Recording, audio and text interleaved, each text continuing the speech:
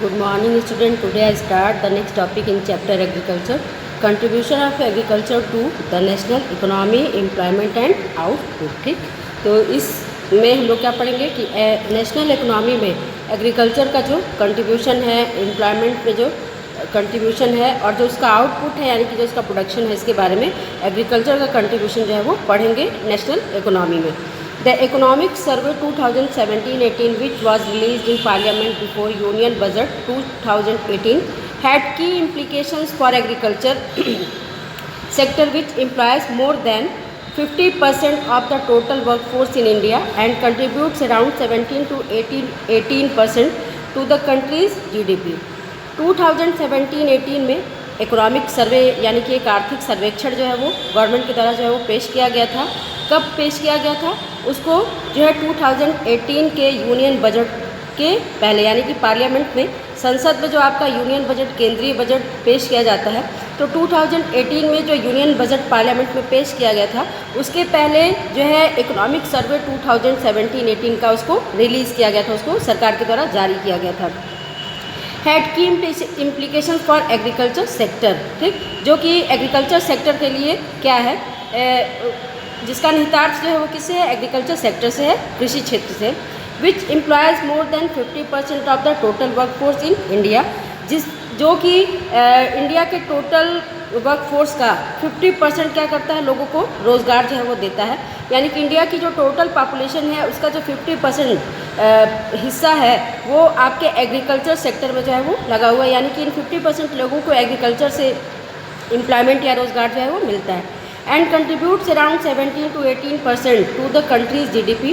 और ये देश के एग्रीकल्चर जो है वो देश के जो है ग्रॉस डोमेस्टिक प्रोडक्ट या सकल घरेलू उत्पाद जिसको कहा जाता है, तो जीडीपी में भी एग्रीकल्चर का जो कंट्रीब्यूशन है वो 17 to 18% है. यानी कि सकल घरेलू उत्पाद में कृषि का योगदान जो है वो 17 to 18% जो है वो पाया जाता है.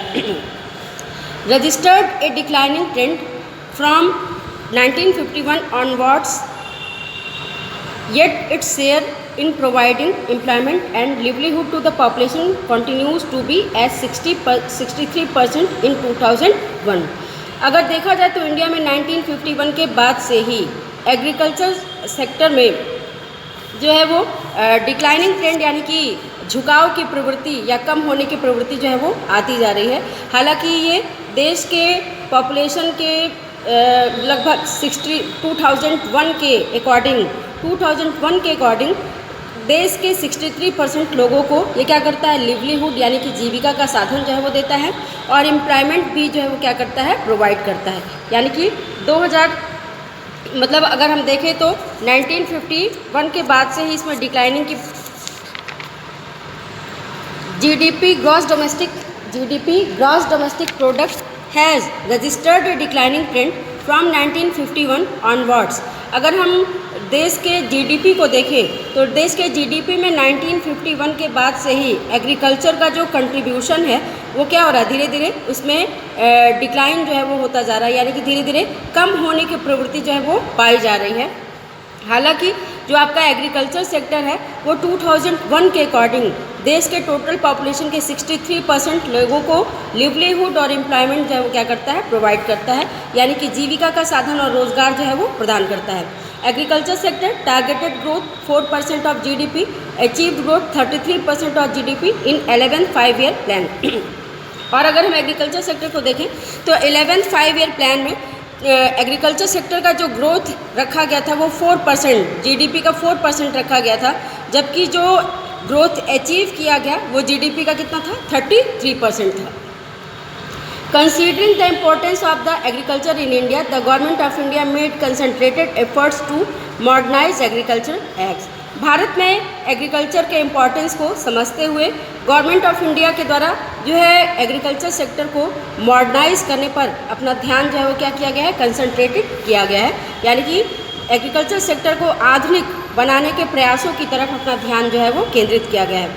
इसमें क्या है, पहला established Indian council of agricultural research. ठीक, तो एग्रीकल्चर सेक्टर को मॉडर्नाइज करने के लिए, उसमें आधुनिकीकरण करने के लिए या साइंटिफिक तरीके से एग्रीकल्चर करने के लिए ये ज़रूरी है कि एग्रीकल्चर सेक्टर में रिसर्च को क्या दिया जाए, जो है प्रोत्साहन जो है वो दिया जाए।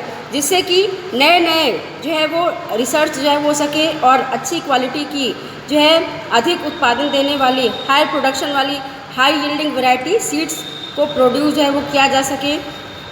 ऐसे फर्टिलाइज़र का डेवलपमेंट जो है वो किया जाए जो कि कहा जाए कि फूड ग्रेन के प्रोडक्शन को बढ़ाएं लेकिन सॉइल की फर्टिलिटी को कम जो है वो ना करें। तो इसलिए गवर्नमेंट ऑफ इंडिया के द्वारा Indian council of agricultural research जो है वो इस्टेब्लिश किया गया है। सेकंड क्या है, establishing agricultural universities, veterinary services and animal breeding centres, horticulture development, research and development in the field of meteorology. और जो है एग्रीकल्चरल रिसर्च सेंटर इस्टेब्लिश करने के साथ ही साथ जो है गवर्नमेंट के द्वारा एग्रीकल्चरल यूनिवर्सिटीज़ यानी कि कृषि विश्वविद्यालय, वेटनरी सर्विसेज यानी कि पशु चिकित्सालय एंड एनिमल ब्रीडिंग सेंटर यानी कि जानवरों के प्रजनन केंद्रों को भी गवर्नमेंट के द्वारा इस्टेब्लिश किया गया है, जिससे कि जानवरों की ऐसी जो है स्पीसीज़ को, प्रजातियों को पैदा किया जा सके जो ज़्यादा से ज़्यादा प्रोडक्शन देने वाली हों। हॉर्टिकल्चर डेवलपमेंट यानी कि जो फल और सब्जियों का प्रोडक्शन है उसके डेवलपमेंट के लिए research and development in the field of मटीरियोलॉजी।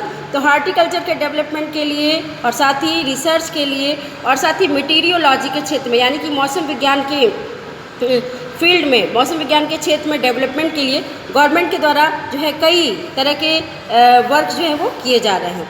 Weather forecast etcetera were given priority for improving Indian agriculture. और इसके अलावा इंडियन एग्रीकल्चर को डेवलप करने के लिए वेदर फोरकास्ट को प्रायोरिटी जो है वो दी जा रही है, यानी कि मौसम की भविष्यवाणी को प्राथमिकता जो है वो दी जा रही है, क्योंकि इंडिया का जो एग्रीकल्चर है वो क्या कहा जाता है कि जो है मानसून के ऊपर जो है वो डिपेंड करता है। मानसून का जुआ जो है वो इंडियन एग्रीकल्चर को जो है वो कहा जाता है, जहाँ की हमारी जो फसल का प्रोडक्शन है वो किसके ऊपर डिपेंड करता है, मानसून के ऊपर डिपेंड करता है।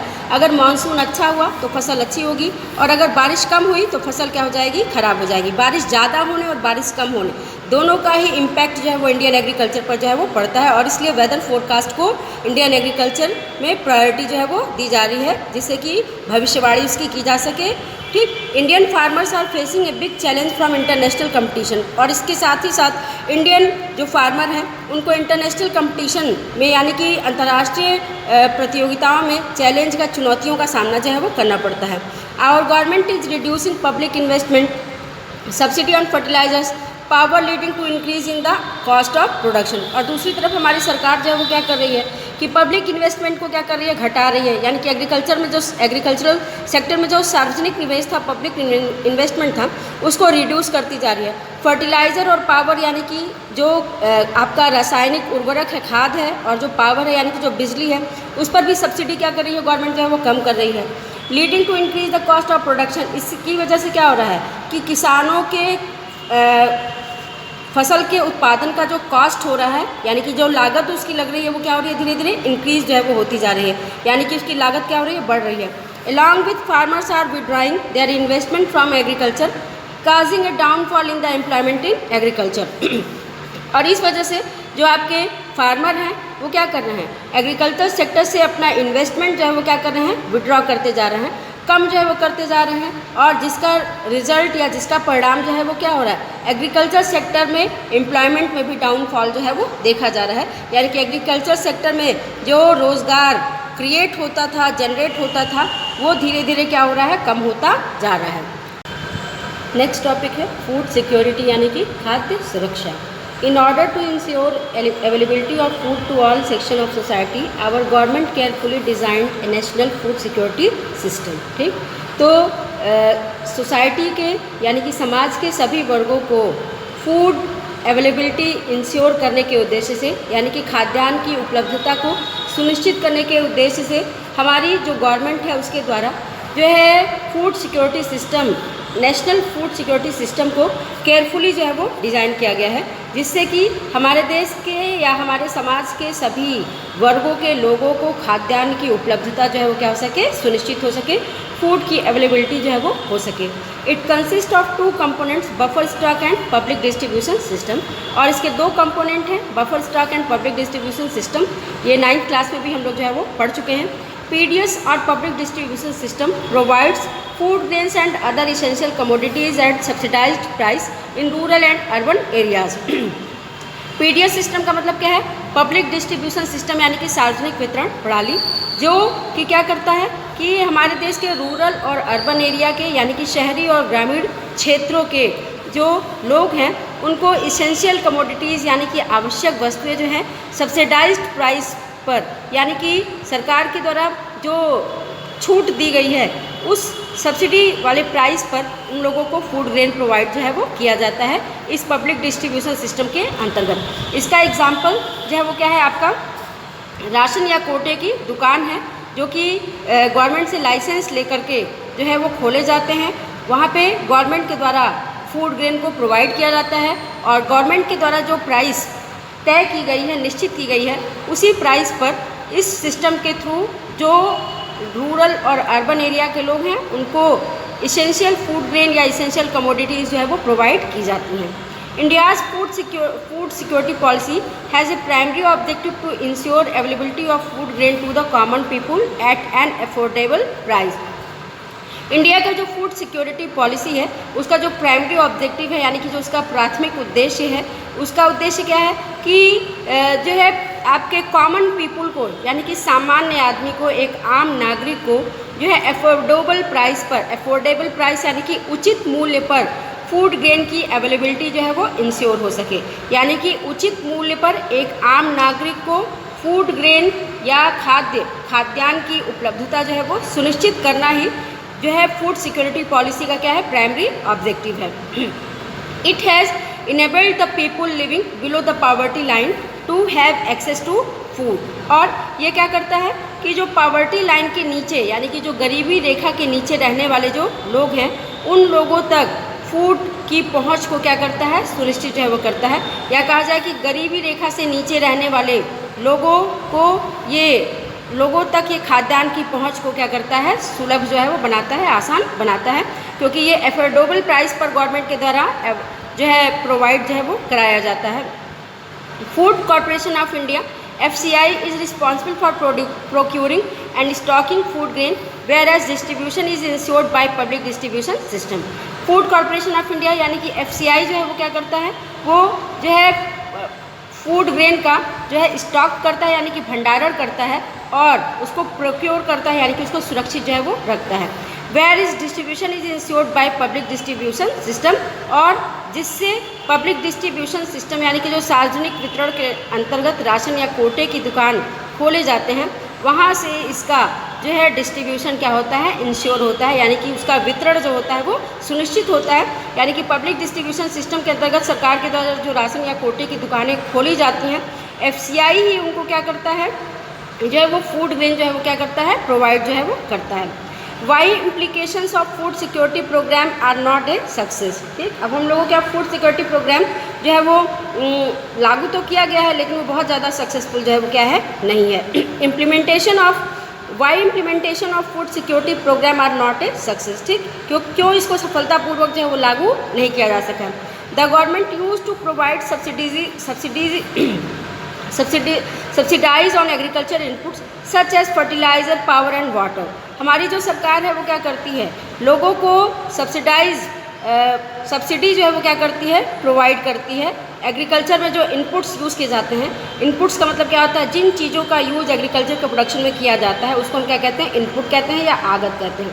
जैसे फर्टिलाइज़र, पावर यानी कि बिजली, और वाटर। तो गवर्नमेंट इन सभी चीज़ों पर क्या करती है, सब्सिडी देती है यानी कि छूट देती है।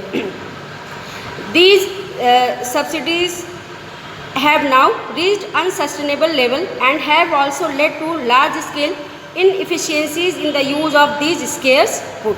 और ये जो सब्सिडीज़ गवर्नमेंट के द्वारा ये जो छूट दी जाती है अब वो अनसस्टेनेबल लेवल तक जो है वो पहुंच गई है, यानी कि अब सरकार के द्वारा इसको ढोया नहीं जा सकता है, अवहनीय लेवल तक यानी कि अनसस्टेनेबल लेवल तक जो है वो पहुंच गई है।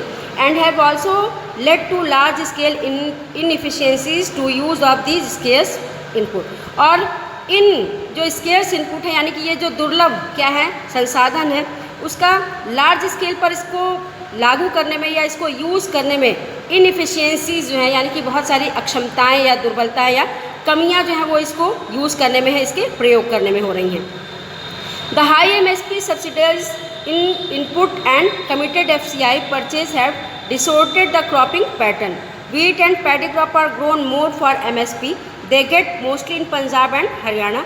They had also created a serious imbalance in the intercrop parties.